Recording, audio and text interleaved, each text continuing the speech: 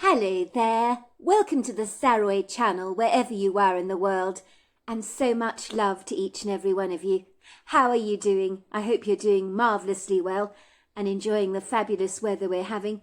But before we get started, don't forget to subscribe to the channel, click the notification bell and the thumbs up, and let's get started with tonight's story. Dear Sarah and all your lovely listeners, "This must be it," said my husband Nate, as we both observed a signpost with the words Worsbury Manor House propped up on the side of the rugged narrow road that snaked through the tall lofty trees. We reached a black shining rather ornate wrought iron gate. Was it my imagination? But hadn't things got horribly dark all of a sudden? Almost as if in a trice the sun had forgotten to shine and had decided to play truant for the day, rather like a mischievous child that refuses to go to school despite their parents' protestations.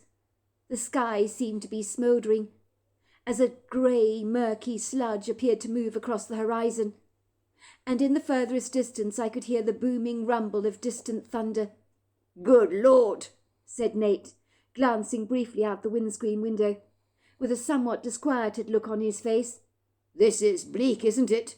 It's suddenly grown rather dark, when only moments before the sun was rather bright. So warmly welcoming, in fact. The weather has completely flipped over, rather like a tossed coin. I hope this isn't an inauspicious sign, that this is going to be a job I regret taking on, perhaps." "I'm sure it's going to be absolutely fine," I said half-heartedly. My words did not express any measure of reassurance, which I'm sure Nate would have lightly appreciated. But I just waved a rather nonchalant, dismissive hand and said, "What are you talking about, Nate? Just because the sky has suddenly grown ashen and gloomy looking, it doesn't mean anything bad is about to happen, does it? I can see exactly what's going on here. Your paranoid mother's indelible influences on you run far too deep. It's naturally instinctive for you to assume things are ominous when they're probably anything but. The weather has just changed, that's all. It happens all the time, does it not?" "You're right, love," Nate agreed. "Good job I've got such a good wife to talk some common sense into me." My husband, Nate's mother, Alice Rosenberg, was one of these incredibly superstitious, overwrought women who believed you should never walk under ladders, or if you shattered a mirror, you'd have 7 years of bad luck guaranteed. There were no ifs or buts to this, as shattering a mirror was devastating for your life, as far as Alice Rosenberg was concerned. She seemed to see sinister signs in everything, as if the world itself was sneakily, silently whispering in our ears all the time what was going to potentially happen next, on a prognostic basis, rather like a roadmap of the future that only those that can travel forward in time can possibly get to see. I guess for Nate, growing up with someone as superstitiously inclined as his mother was could not have been easy. It would certainly seem her indomitable, domineering influences over his young life had been nothing short of dramatic.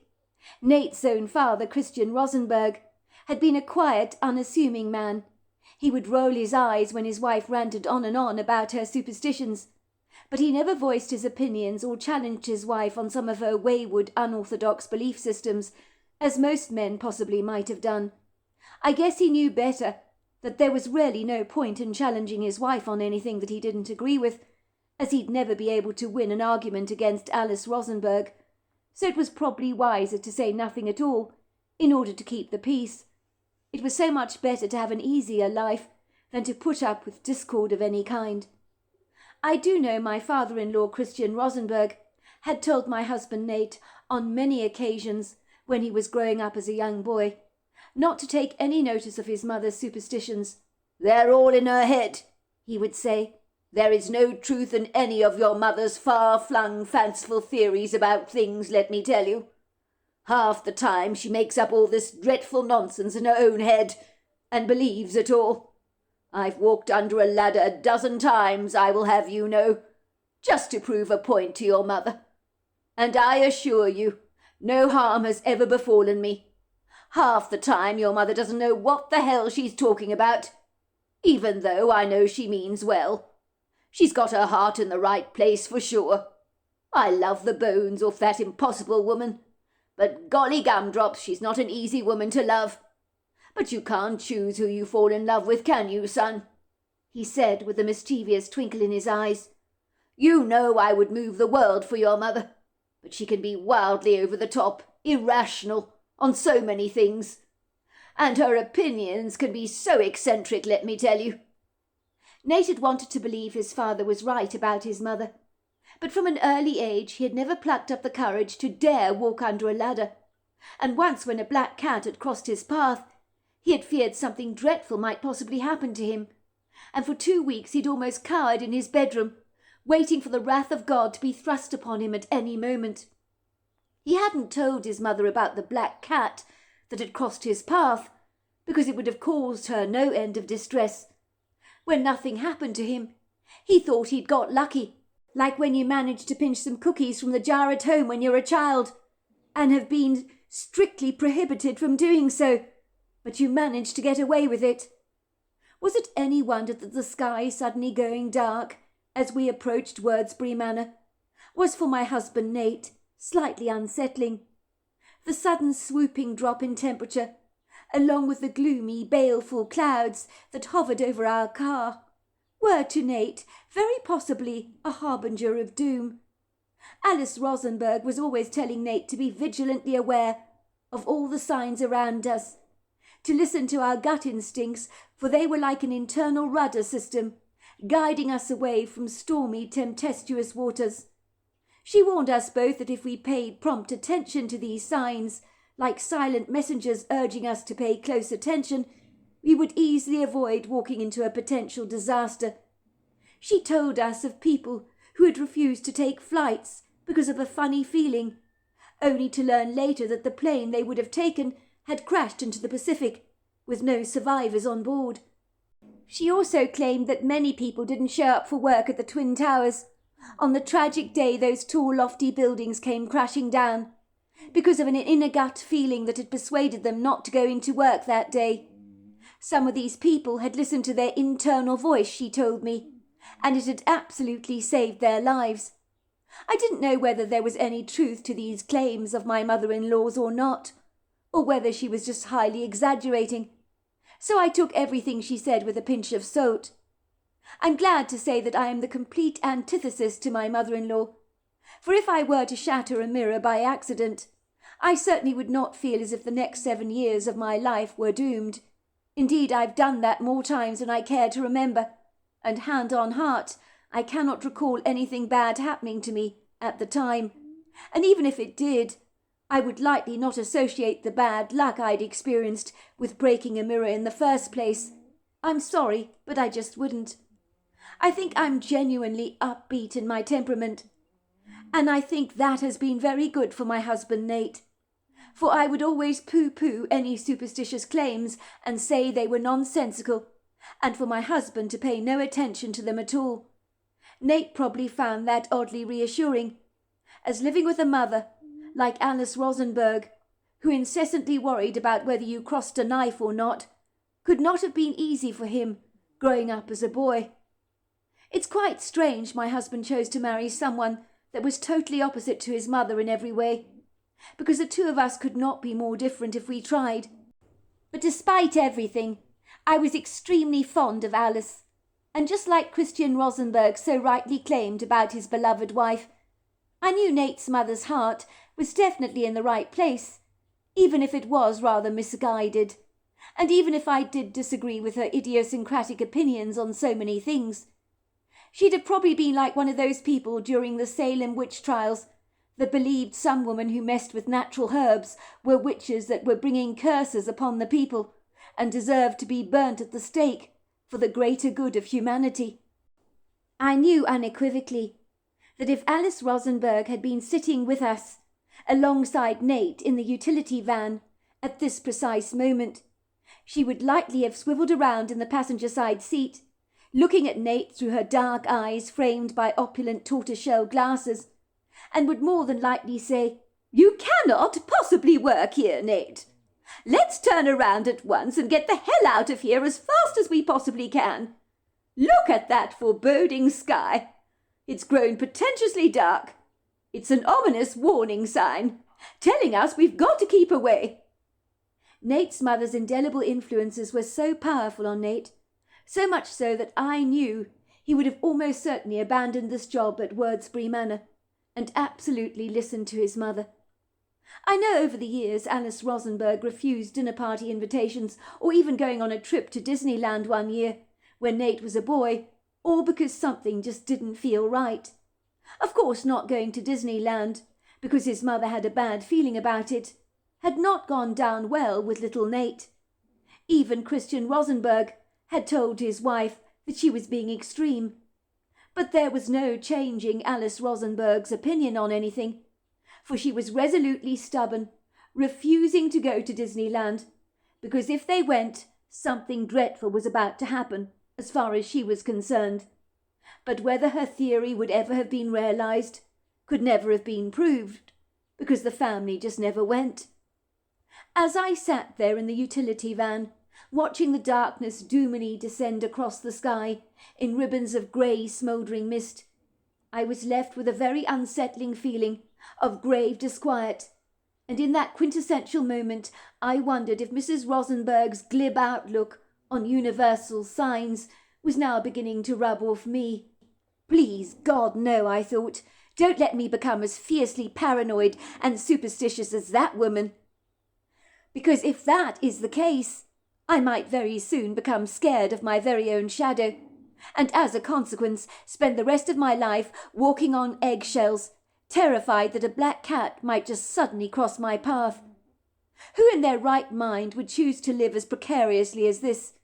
Isn't life tough enough already, without injecting superstitions into the daily routines of our life? The last thing I wanted was to become unduly anxious about things. I was being ridiculous, I told myself, as the tenebrific sky was a natural occurring phenomenon, especially when the weather abruptly changes and a storm seems imminent. There was absolutely nothing to concern myself about, and yet despite all this self-persuasion, I couldn't help but feeling my guts recoiling in disgust, almost as if my intestines were squirming inside me and twisting themselves into all kinds of sailors' knots, screaming for me to listen to the signs. It was almost as if Alice Rosenberg herself was sitting by my side and saying, "Goodness gracious me! Gemma, please pay attention. Look at the signs, why don't you?" I remember Alice Rosenberg took me out to lunch once, to eat pasta at the Olive Garden. She liked going to the Olive Garden quite regularly, to eat pasta, as the reasonable prices were good, and you could eat as many bowls of pasta as you liked, until you had satisfied yourself. And Alice Rosenberg was as frugal as she was sharp, and liked a great deal with her money. She was one of these women that genuinely enjoyed her food, and at the Olive Garden she impressively managed 7 bowls of pasta that day, and the waitress herself seemed rather impressed. Alice looked at me earnestly, taking my cold hand into hers. Her hands were covered in blue veins and dappled with age spots.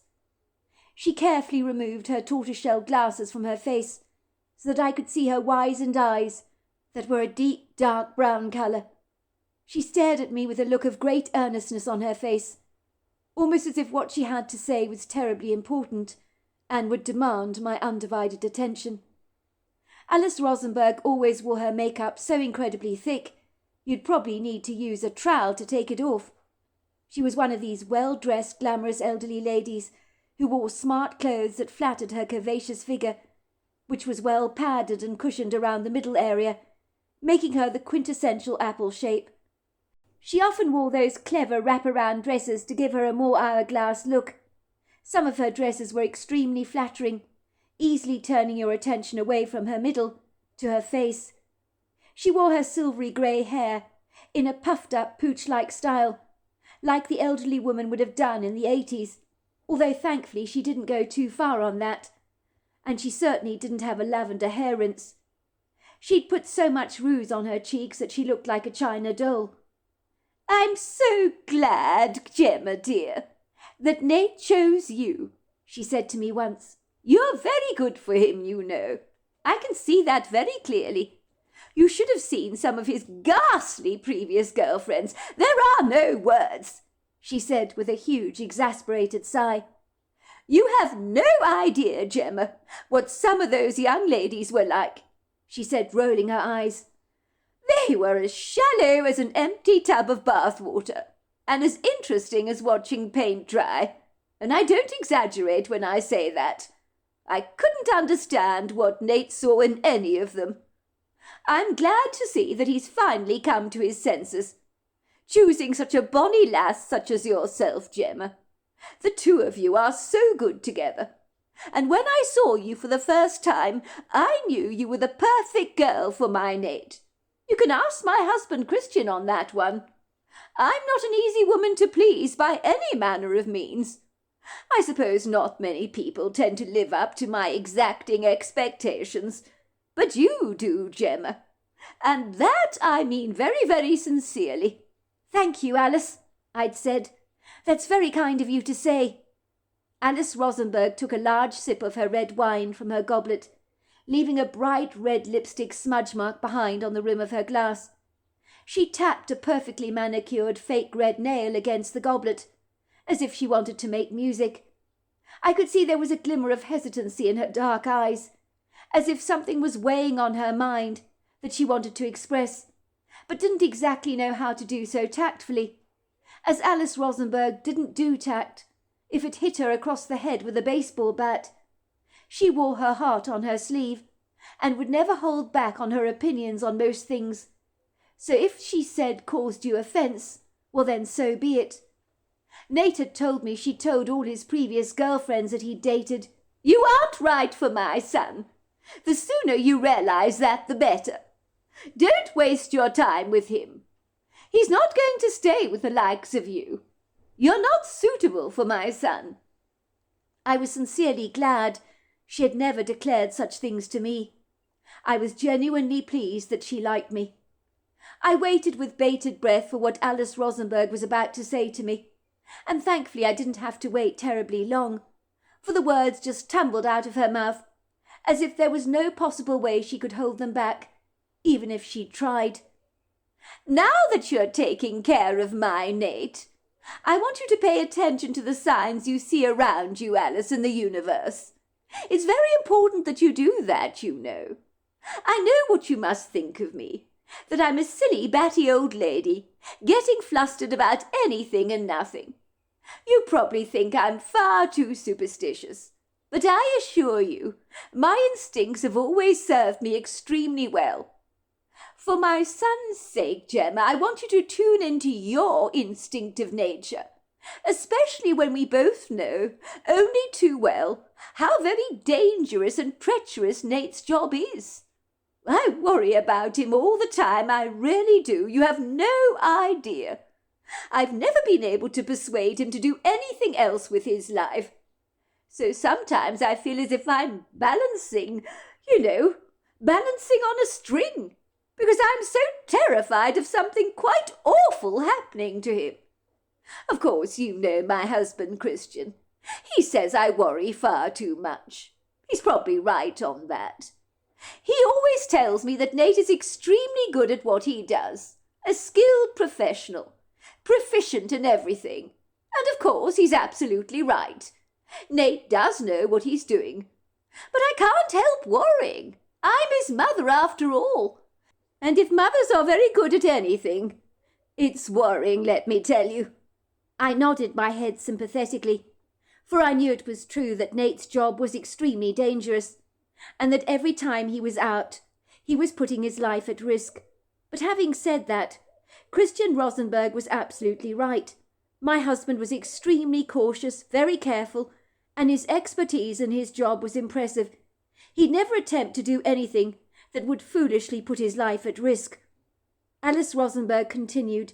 She fixed her steely gaze upon me, rather like a greedy seagull with an insatiable appetite, watching a sandwich in a man's hand that it's determined to snatch away.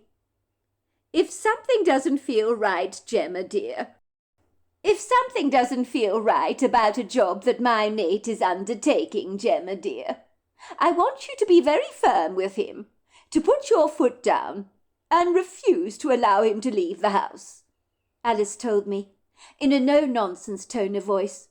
Tell him you won't allow him to go to the job that day. Do you understand what I'm saying, love?" My mouth had dropped open in surprise when Alice Rosenberg had said this to me. Talk about overreacting, I privately thought to myself. I mean, who in their right mind refuses work just because they had a bad feeling about a job? I mean, if you always behaved irrationally like that, how would you get to pay your bills on time? Imagine phoning your boss up and saying, "Sorry, sir, I can't come into work today. I just have a bad feeling about my job." Your boss would likely give you your calling cards and think you were emotionally unstable, flimsy, and extremely flaky. I knew Alice Rosenberg was talking absolute nonsense, but I gave her a pathetic, watery smile and said, "But of course." I knew if I didn't appease Alice like Christian Rosenberg always did, that she'd become as flustered as a pigeon that has had a nasty run-in with a family cat. The last thing I needed was Alice Rosenberg butting her nose into our lives as obtrusively as an outbreak of termites. She would most certainly have taken over, given half the chance, so it was easier for her to assume that my thinking aligned exactly with hers, and that we were on the same page as far as her son was concerned, even though we were clearly not. But what she didn't know wouldn't hurt her at all. Alice Rosenberg nodded her head approvingly. I could see relief washing over her dark eyes. "You're a very good young lady, Alice," she said.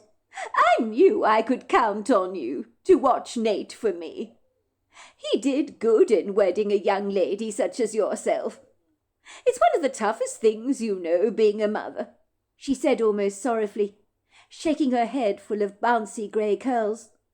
"When your offspring leaves home, you can no longer watch over them 24/7, can you? I'm relying on you, Gemma, to be the watchtower in Nate's life. Listen to those gut feelings the universe brings to your attention, and all will be well for the both of you. I've got a very strong feeling, Alice, that you're a natural intuitive, and that's what Nate needs desperately in his life. I've always been the natural intuitive for him, but now the baton is turned over to you. Now you know my husband Christian," she said with a chuckle. "That man, well, he never once said anything unkind about Nate's previous girlfriends like I did, because he's far too polite to do something like that. But I need to tell you, Gemma, that when you came to dinner at our house for the very first time when Nate was introducing you to us, he turned around to me after you left and said, 'I like that girl very much.' And that, coming from my husband, let me tell you, Gemma, was a huge compliment, because he is the world's worst communicator." I glanced over towards Nate once we'd reached the wrought iron gates of Wordsbury Manor. He was tapping the steering wheel awkwardly and glancing up nervously at the sky, and I knew he was thinking about what his mother would ultimately say if she had witnessed this very sudden change in the colour of the sky, along with the sharp drop in temperature that made me suddenly feel so cold that I quickly put on my emerald green cashmere sweater that I liked to wear, as people said it brought out my blue eyes and my Titian colouring that Nate loved so much. It would seem that over the last 6 weeks or so, after going through some dark, gruelling times of my own, I found myself feeling the cold a lot more than other people. My mother told me that that is what shock can do to the human body. It didn't help that recently I'd lost weight, and my body was slightly gaunt, as grief can sometimes completely wipe out your appetite.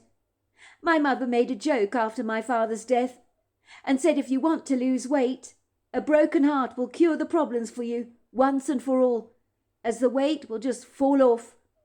Nate glanced at me briefly and said, "I think, judging by that ghastly sky up there, that a storm is definitely brewing, and let's hope it subsides, as we could be here longer than necessary if the weather continues like this.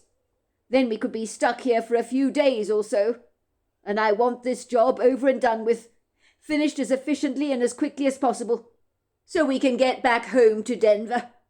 "It's probably just a passing storm, Nate," I said. I don't think we should read too much into the weather, just because it's changed. A storm is on its way, and I think it's about to rain." "You're right. It does look as if it's about to rain," said Nate, reaching out to press the intercom system that was set on a grey brick pillar on the side of the gate.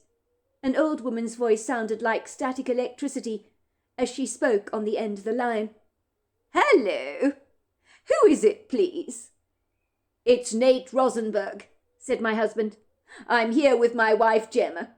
I'm the tree surgeon you hired to deal with some of your problematic trees on your property. You want me to thin out the wood grove for you a little and get it into shape. I'm staying a few days with you until the job is complete, like we previously discussed at great length over the phone." "Oh, yes. You better come in then," said the voice. "But please stay in your car. Wait for me to come out, will you, so I can direct you to the guest cottage further down the road." "Will do so," Nate said. The gate swung obediently open, before you could even say the words "Open Sesame." My husband's white utility van with the name Rosenberg Tree Surgeons embossed on the side rattled rather precariously down the long, windy driveway, its rubber tyres dragging up dust, dirt and pebbles as it went. The small stones along the road seemed to rattle against the underbonnet, and with the wind brewing, the entire van began to shake, rather like a baby's rattle. My husband ran his own tree surgeon business. He was incredibly skilled at what he did. I was very proud of him. He had earned for himself an exemplary reputation as one of the most skilled tree surgeons in the business, so sometimes he was paid well to travel far and wide from our home in Denver in order to deal with problematic trees that clients wanted to be dealt with by a skilled professional. Even as a teenager, my husband had thoroughly enjoyed the challenge of chopping down trees, and so from the age of 13, he had told his less than amused, extremely pedantic mother that he wanted to become a tree surgeon one day of all things. He might as well have told the horrified Alice Rosenberg that he wanted to balance on the edge of the huge towering skyscrapers you see in Dubai without even bothering to wear a safety harness. Alice Rosenberg had not been remotely impressed by Nate's wild choice of profession. Why couldn't he do something normal with his life, like becoming an engineer, an architect, or even a family GP? She certainly felt as if her son was dicing with death every day and living on the edge rather precariously. But try as she might to warn her son about going into such a challenging business, my husband had doggedly insisted that cutting down trees was in his blood, and that there was nothing else he'd rather be doing with his life. So on that pitiful, unpersuasive occasion, his mother's powerful influences had been rather weak, for they didn't even make a dent in his resolve. I guess if you want to do something badly enough, wild horses will not stop you in your industrious endeavours to achieve your goals. And that certainly was the case with my husband Nate.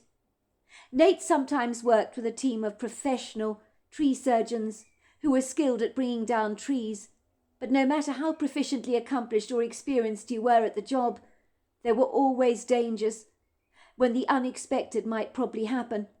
That's if you didn't watch yourself, of course, for you might find yourself in mortal danger. For if a tree were to fall in an unpredictable way that you'd never anticipated, your life could easily be snuffed out in a single second, and I don't say that remotely lightly. Me and my husband knew of 2 tree surgeons that tragically ended up losing their lives to trees unpredictably coming down very erratically in the opposite position from where they were expected to land. Certainly in the good old days, being a tree surgeon was a taxing undertaking, much more so than it is now. So many men sadly lost their lives prematurely. These days deaths are less common, but regrettably they still do happen. On this job, Nate was going solo, as he had been assured by the woman of the house, Mrs. Bronwyn Penrith, that one man could easily deal with a few problem trees on the Wordsbury estate that would be relatively easy to take down. "I've got a large wood grove of trees," Mrs. Penrith had told Nate over the phone when she'd hired him. "I understand You're one of the best tree surgeons out there, and I only ever hire the best.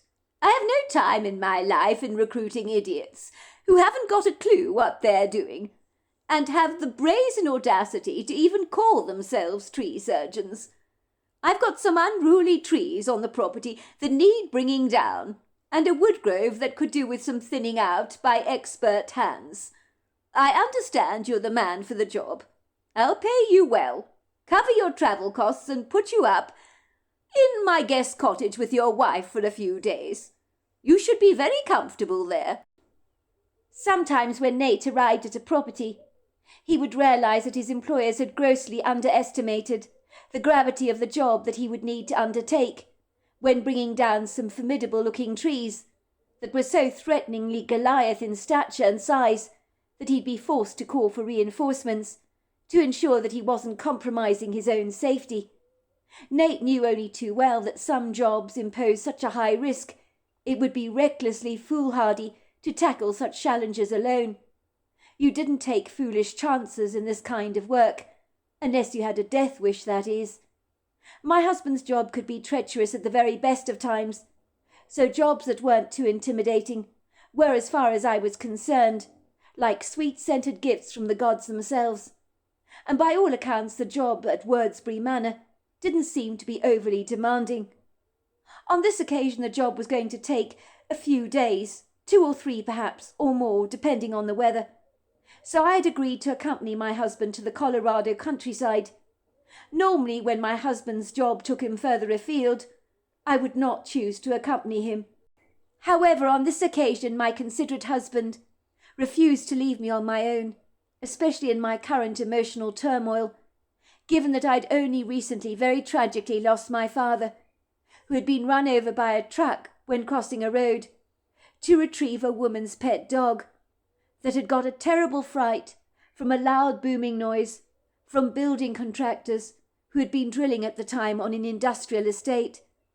The noise had terrified the little Yorkshire Terrier, who had squeezed out of his dog's harness and scrambled across a busy road where cars were breaking into screeching stops to avoid running over the little thing. My father, being the good Samaritan that he was, and hearing the woman scream in terror, "Baldwin! Baldwin! Come back!" had come to the old woman's rescue, knowing how much the woman clearly loved and adored her little dog. My father had unhesitantly rushed into the road, trying to wave down the traffic, telling cars to stop. He wanted to ensure that the tiny little dog was not run over. Thankfully, the adorable Yorkshire Terrier survived and was returned to his grateful, very happy owner. But my father was not so lucky. A truck went whooshing past, failing to see my father, so he was entangled under the wheels of the truck, where very tragically his life was snuffed out in a single second. But it was so typically generous of my father to leave this earth doing something heroic for someone else. My dad had fought in the Vietnam War, so was instinctively programmed in his DNA to protect. It was ironic that in a wartime situation nothing had ever brought him down, and yet a tiny little Yorkshire Terrier had brought him to the very end of his life. I remember when my mother called me to tell me what had happened, I genuinely thought she was joking, for the very idea of my father being tragically run over by a truck after trying to rescue a frightened Yorkshire Terrier from being run over seemed almost nonsensical to me. But such unforeseen accidents do happen, more often than you think. My mother, of course, never discussed the dreadful details about how my father died, because it pained her to remember the incident, for sadly she had witnessed the whole thing with her very own eyes.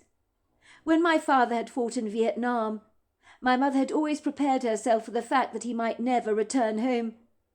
But when this unforeseen, random accident occurred, no one was prepared for this untimely tragedy. The only thing my mother could say was, "Thank God your father didn't suffer. He was killed instantly, Gemma. To think your father avoided being killed by the Taliban in Afghanistan, and yet a little Yorkshire Terrier stepping across a path brings his life to an end. It almost seems like an insane joke, don't you think?" I understood from my mother that the truck driver was now suffering from post-traumatic stress disorder, after running over my father.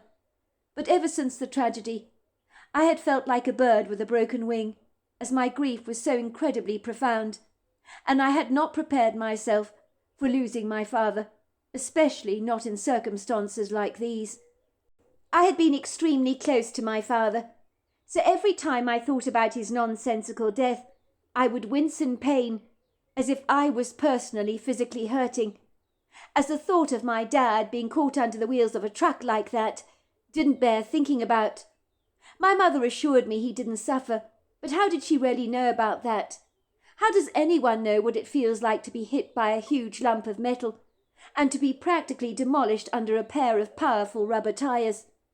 Nate had told me, given I was still grieving over my father's death, that it was important for me to accompany him on this trip so that I wasn't left to my own devices.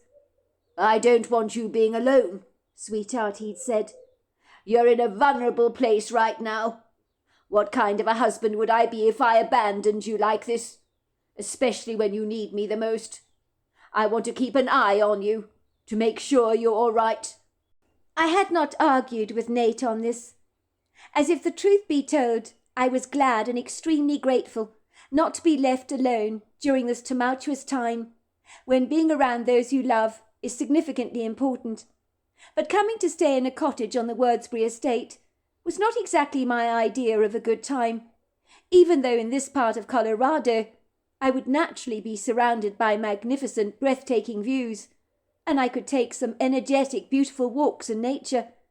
But I knew while Nate worked, I could potentially get extremely lonely, even if I'd brought along with me some good thrillers to read, to keep my mind busily occupied, while he was out on the job. Ostensibly, I would have sooner come with him, even if I missed him for large chunks of the day, when he was out working in the woodgrove, bringing down trees with a professional, brisk efficiency, like he always did. But it was so much better for me not to be alone with my thoughts for extended periods of time, and at least Nate would be there for me in the evenings. "You all right, love?" Nate asked, reaching out to squeeze my leg affectionately. "How are you feeling? Sorry, that's a very stupid question, isn't it? It's all still very raw for you, isn't it?" I could feel the moisture welling up in the back of my eyes, for the mere mention of my father made the tears just suddenly flow, and it was all I could do to restrain them and hold them back. "I don't want to talk about him," I said. "I feel so helpless about what happened." "But of course you do, sweetheart, and that's perfectly understandable in the circumstances. There's nothing you can do to bring your dad back. If you make a cake and it flops, you just bake another one, don't you? But when someone you love passes away, there's not a damn thing you can do about it. I can imagine the if-onlys going off in your head, like sparklers in a firecracker.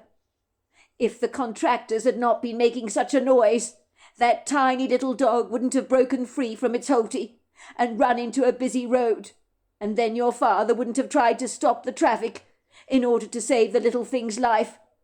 But if-onlys are futile. They're completely pointless. You do realise that, don't you, Gemma?" "Of course I do, Nate. I'm not stupid.